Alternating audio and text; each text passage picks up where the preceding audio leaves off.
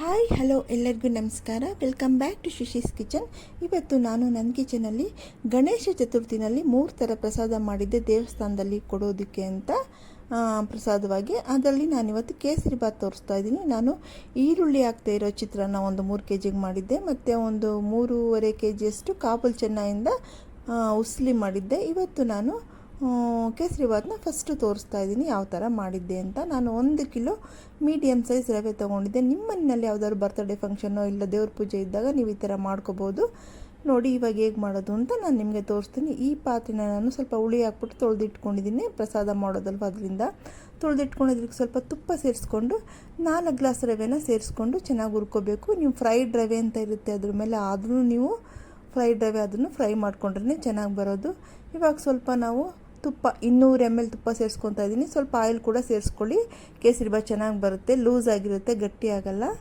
ದ್ರಾಕ್ಷಿ ಗೋಡಂಬಿನ ಫ್ರೈ ಮಾಡಿಕೊಂಡು 12 ಗ್ಲಾಸ್ ನೀರು ಮೆಜರ್ ಮಾಡಿ ಇಟ್ಕೊಂಡಿದ್ದೆ, 1:3. ಇದರಲ್ಲಿ ಸ್ವಲ್ಪ ನೀರು ಮಿಗಿಸ್ಕೊಂಡು ಮಿಕ್ಕಿದೆಲ್ಲ ಸೇರಿಸ್ಕೊತಾ ಇದ್ದೀನಿ. ಒಂದೊಂದು ರವೆ ಅಬ್ಸರ್ವ್ ಮಾಡುತ್ತೆ, ಒಂದೊಂದು ರವೆ ಅಬ್ಸರ್ವ್ ಮಾಡಲ್ಲ ಅಷ್ಟು ನೀರನ್ನ. ಇವಾಗ ಸ್ವಲ್ಪ ಫುಡ್ ಕಲರ್ ಸೇರಿಸ್ಕೊಳ್ಳೋಣ, 1-2 ಚಿಟಿಕೆ, ಜಾಸ್ತಿ ಬೇಡ ಫುಡ್ ಕಲರು, ಹೆಲ್ತಿಗೆ ಅಷ್ಟು ಒಳ್ಳೆಯದಲ್ಲ.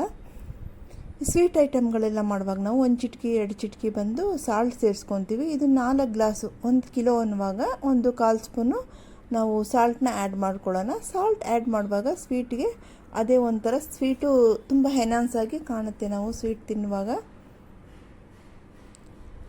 ಒಂಥರ, ಇಲ್ಲ ಅಂದರೆ ಸ್ವೀಟ್ ಒಂಥರ ಸಪ್ಪೆ ಅನಿಸುತ್ತೆ. ಸಾಲ್ಟ್ ಬೇಕು ಒಂಚೂರು. ನಾವೆಲ್ಲ ಸಿಹಿ ಐಟಮ್ಗಳಿಗೂ 1 ಚಿಟಿಕೆ 2 ಚಿಟಿಕೆ ಸೇರಿಸ್ತೀವಿ.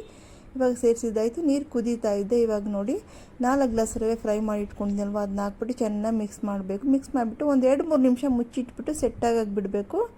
ಆಮೇಲೆ ಸ್ವಲ್ಪ ತುಪ್ಪ ಸೇರಿಸ್ಬಿಟ್ಟು ಇನ್ನೊಂದು ಸಾರಿ ಮಿಕ್ಸ್ ಮಾಡಿಬಿಟ್ಟು ಶುಗರು 4 ಗ್ಲಾಸ್ಗೆ 4 ಗ್ಲಾಸ್ ಶುಗರು, ನಿಮ್ಗೆ ಇನ್ನೂ ಸ್ವೀಟ್ ಬೇಕು ಇನ್ನೂ ಸ್ವಲ್ಪ ಸೇರಿಸ್ಕೊಳ್ಳಿ. ಮಿಕ್ಸ್ ಮಾಡಬೇಕು. ಇವಾಗ ಏನಾಗುತ್ತೆ ಅಂದರೆ ನೀವು ಶುಗರ್ ಸೇರಿಸಿ ಮಿಕ್ಸ್ ಮಾಡ್ತೀರಲ್ವ, ಇದರಿಂದ ಶುಗರೆಲ್ಲ ಕರಗಿದಾಗ ನಿಮಗೆ ಗಂಟು ಥರ ಕಾಣುತ್ತೆ. ಅದಕ್ಕೇನು ಮಾಡಬೇಕು, ನೀವು ಈ ಥರ ಮಿಕ್ಸ್ ಮಾಡಿಬಿಟ್ಟು ಮುಚ್ಚಿಟ್ಬಿಟ್ರೆ ಅದು ಗಂಟಾಗಿ ಇದಾಗುತ್ತೆ. ತಿರ್ಗಾ ಅದನ್ನು ಓಪನ್ ಮಾಡಿ ನೋಡಿ, ನಾನು ಮಿಕ್ಸ್ ಮಾಡ್ತಾಯಿದ್ದೀನಿ ಶುಗರ್ ಹಾಕ್ಬಿಟ್ಟು. ಇವಾಗ ಮುಚ್ಚಿಟ್ಟಿದ ಮೇಲೆ ತೋರಿಸ್ತೀನಿ ನಿಮಗೆ ಯಾವ ಥರ ಗಂಟಾಗಿ ಕಾಣುತ್ತೆ. ಶುಗರೆಲ್ಲ ಡಿಸಾಲ್ವ್ ಆಗಿರುತ್ತಲ್ವ, ಕರಗಿಬಿಟ್ಟಿರುತ್ತಲ್ವ, ಆವಾಗ ಅಲ್ಲಲ್ಲಿ ರವೆ ನಮಗೆ ಸಪ್ರೇಟಾಗಿ ಆಗಿರುತ್ತೆ. ಇವಾಗ ಚೆನ್ನಾಗಿ ಮಿಕ್ಸ್ ಕೊಡಬೇಕು. ನಾವು 1-2-3 ನಿಮಿಷ ಈ ಥರ ಚೆನ್ನಾಗಿ ಮಿಕ್ಸ್ ಮಾಡಬೇಕು. ರವೆ ಶುಗರ್ ಎಲ್ಲ ಮಿಕ್ಸ್ ಆಗೋ ಥರ ಮಿಕ್ಸ್ ಮಾಡಿ ಮುಚ್ಚಿಟ್ಬಿಟ್ರೆ ಎಲ್ಲ ಸೆಟ್ಟಾಗಿಬಿಡುತ್ತೆ. 2-3 ನಿಮಿಷ ಮುಚ್ಚಿಡಿ, ಸಿಮ್ಮಲ್ಲಿ ಸೆಟ್ಟಾಗಿಬಿಡುತ್ತೆ. ಆಮೇಲೆ ಏಲಕ್ಕಿ ಪೌಡ್ರ್ ಹಾಕ್ಬಿಟ್ಟು ನೀವು ಸರ್ವ್ ಮಾಡ್ಕೋಬೋದು. ನಿಮ್ಮನೆ ಫಂಕ್ಷನಲ್ಲಿ ಯಾವ್ರಿಗೆ ಸ್ವೀಟ್ ಬೇಕು ಅಂದಾಗ ನೀವು ಈ ಥರ ಮಾಡ್ಕೊಳ್ಳಿಪ್ಪ. ತುಂಬ ಚೆನ್ನಾಗಿ ಬಂದಿತ್ತು ನೋಡಿ. ಏಲಕ್ಕಿ ಪೌಡ್ರ್ ಹಾಕ್ತಾಯಿದ್ದೀನಿ, ಈ ಥರ ಸರ್ವ್ ಮಾಡ್ತಾಯಿದ್ದೀನಿ. ಆಮೇಲೆ ಥ್ಯಾಂಕ್ ಯು.